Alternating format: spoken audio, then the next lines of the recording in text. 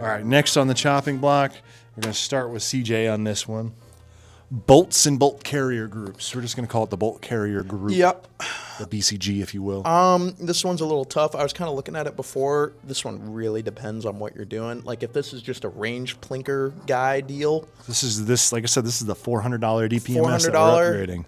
$400 DPMS that we're upgrading. I mean, I'm assuming, are we upgrading the barrel or anything like that? I mean, I see the barrel. I haven't talking about that yet. I don't know if you're going to upgrade just your bolt. We're just talking Just about your your bolt. bolt. Well, let me finish what I was saying. So if the intent is to build a crazy precision focused thing, I would say it's very important. I would say that's like a high A tier or something like that. I guess the way I'm looking at this is this is one component I'm going to upgrade. Yeah. Yep, that's the way I've we're decided I'm going to upgrade my bolt. That's the only thing I'm going to do today. Where does that land? But again, it's like, what are you trying to do? Like, because my thing is, the bolt is either so important or it totally basically doesn't matter at all. That's basically the thing, and you're not really going to see any measurable impact. So I guess what I'll say on ease of installation, very easy, super duper. Just slide it out, put a new one in. Takes like 10 seconds. Cost to upgrade, it could be very expensive, but it's not as expensive as like a barrel or something like that. Like to get a pretty high-end bolt carrier group, I would say the delta between getting a high-end barrel and a high-end bolt carrier group is not very wide. So it's kind of medium. And then measurable improvement, I would say, is almost zero. Again, very much depending on if you're not doing high-end precision stuff and you don't need things like a matched bolt. You guys just talked about that on a recent video. If you're not doing like a matched bolt or things like that, you're not going to see a whole lot of improvement. So I think I'd put it in the middle, low C tier, high D, almost in the middle as possible. That's probably what I'm feeling. Charlie? Oh, I got to go next. B tier.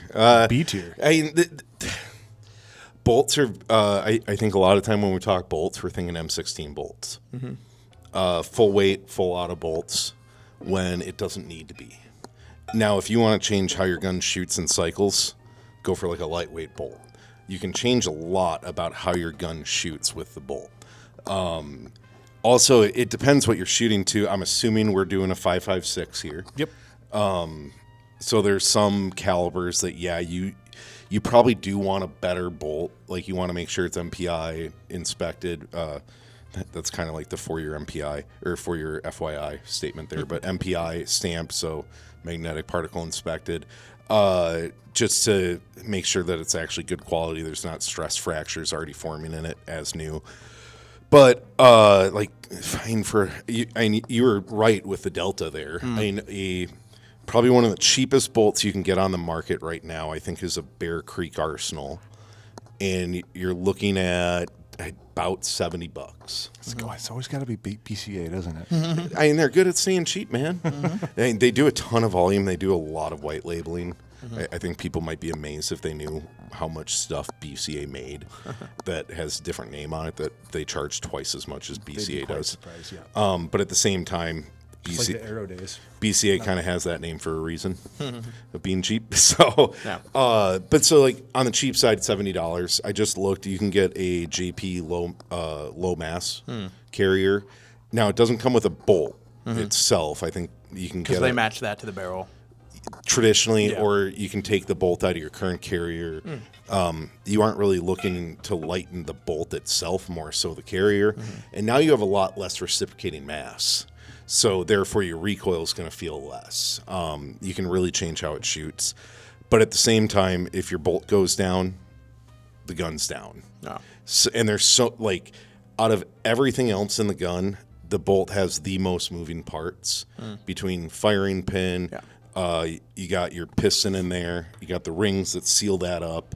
You got your Ejector, extractor. extractor, the carrier sliding back and forth on there. You got your gas key that's going into the gas tube every time. There's a lot of things that, like, if it's not right, it's going to run like crap.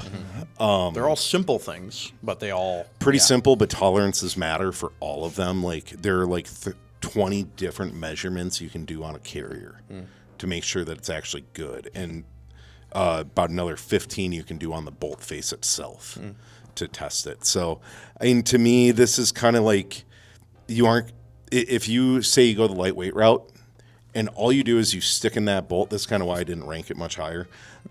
If all you do is stick in that bolt, you're actually probably going to run into issues. You're going to need to either change out your buffer system or adjust your gas system for it as well. So that one's really hard to change on its own.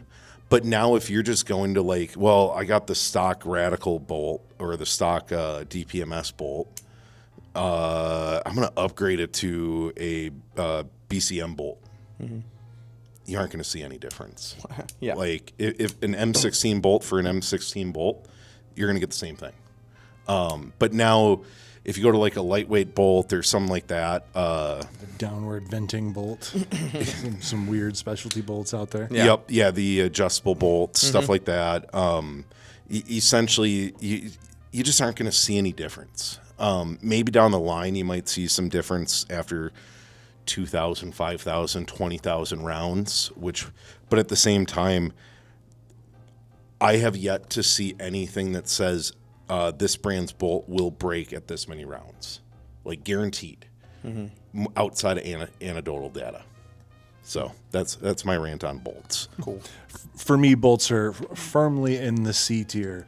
They're something that there are many other parts of the firearm that I would want to upgrade before I even looked at the bolt, because a bolt's a bolt's a bolt in 90% of cases. And unless you're in the 10% of the edge cases, But a carrier's not always a carrier. this is true. But again, if you're not in the 10% of the edge case, Yeah, I don't think this really Or matters if for you're you building as a an 9 upgrade. mil Well, and you need like extra weight. But we're actually. talking 5.56. I Yeah, made that yeah, clear. that's true. I That's made that true. clear. Also, we're still in the edge case territory. Yeah, yeah, absolutely. Absolutely. So I think for the average AR-15 upgrader and enjoyer, I think bolts are a C tier upgrade. The other thing with bolts too, when you're upgrading, they can get confusing. Yeah. Because like one of my buddies, he got a bolt without forward assist serrations on it. Oh. Those are important if you have a forward assist. Yeah. Yeah, I mean they're as important as the forward assist is, which is not very Not very important. hot take. That's a lie.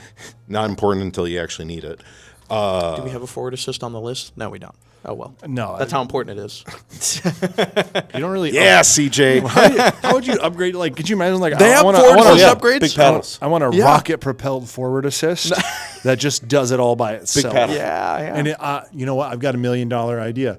We're gonna have an AI-powered forward assist that we launch, and it Does will this go with our Bluetooth gas block yes, system? and it will Yeah. automatically detect when the bolt is not properly seated, and it will actuate itself. So when you shove a 300 blackout into your 5.56, your forward assist is just going to start hammering that thing until it chambers for you. Correct. It's powered by AI. boy. Yeah.